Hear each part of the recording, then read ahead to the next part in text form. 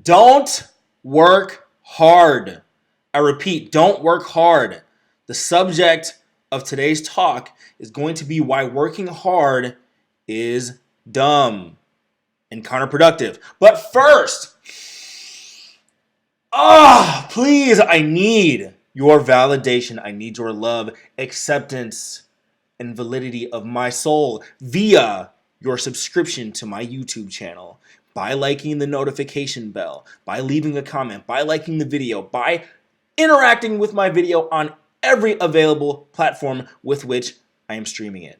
Okay, I'm going to talk about why hard work is dumb.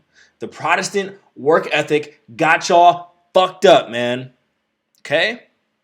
And it's a trick, again, that society plays on you to equate hard work with success.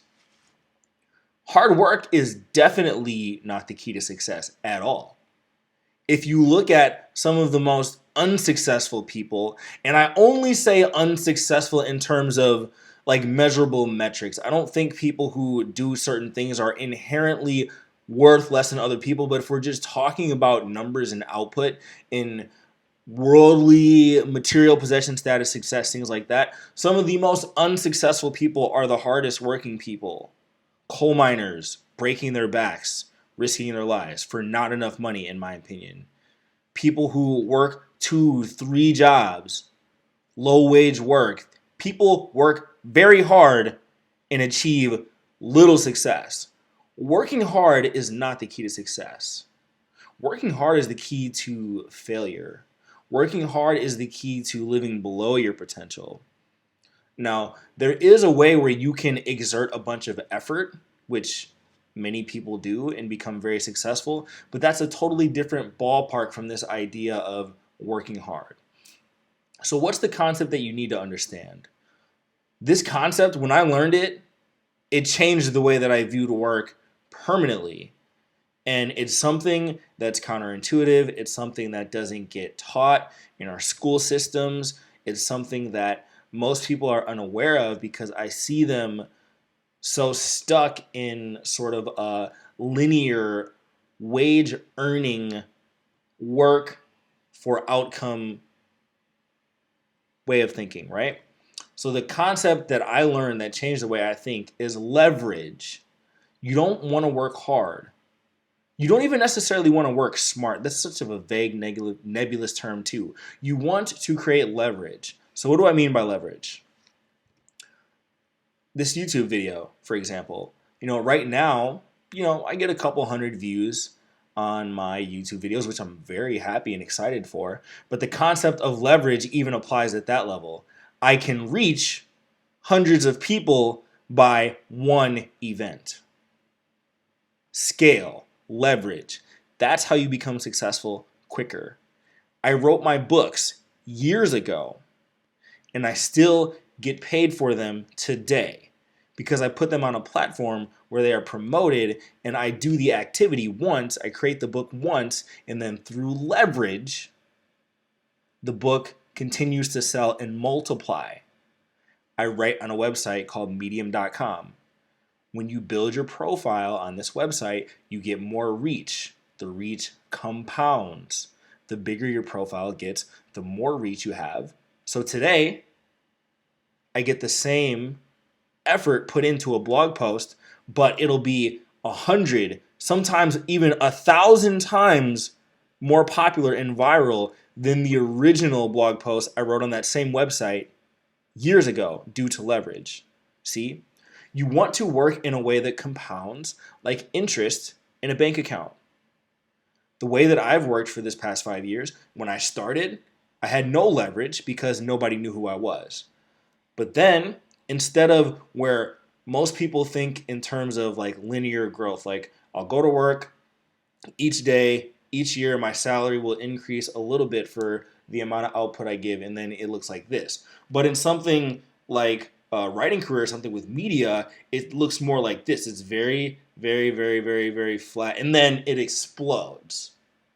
That's called like hockey stick growth, leverage. So you want to create a way where you can still bear the fruits of your success without you actively having to do the work. And this is what wealthy people understand. Wealthy people create companies. They know that they can't do all of the work themselves because there's a cap to how much money you can earn for wages. You can only work so much, you have to sleep. You have to learn how to leverage yourself and create systems that replicate your efforts and multiply them. Investors are another example of people who have leverage. They don't necessarily go out and start a business. They don't have a time to start a brand new business. So they take their money and say, here, you take my money. You use that money, my investment, to go grow that business. And then I'll take a percentage of your profits. And if the business is successful, then my investment will grow many times over, right?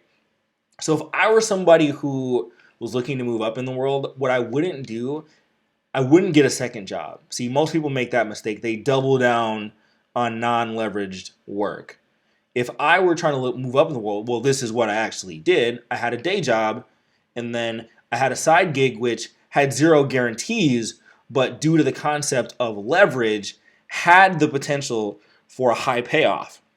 And it has worked out. So now, the first 3 to 4 years of doing writing, it was more of a struggle to maintain.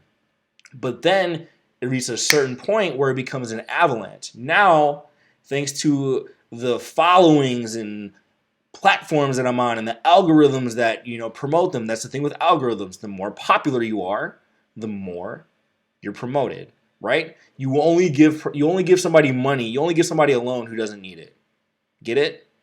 You create that foundation through leveraged platforms, and then it starts to work for you on the back end. Now, my writing, I could stop writing for a month, and I could still get a lot of views on my profile, on my Medium writing profile, due to leverage. Oftentimes, there are days where I don't write anything at all, and it just grows. Sometimes the views just go higher and higher. That's why I'm doing this YouTube channel, and while I know that in the beginning the numbers aren't going to be very big, if I continue to be consistent, I know that in the future I'll be able to get a higher payoff for the same amount of work. So my first YouTube video, I shoot 10 minutes worth of video. I get a couple hundred views. But if I do that consistently every day, the 1,000th video I shoot will take relatively the same amount of effort, but because of all the work that I've done compounding in the past, that same amount of effort can give me a higher reward. You'll see this with channels, with platforms. They'll be going along, and then on a certain point, it hits a tipping point.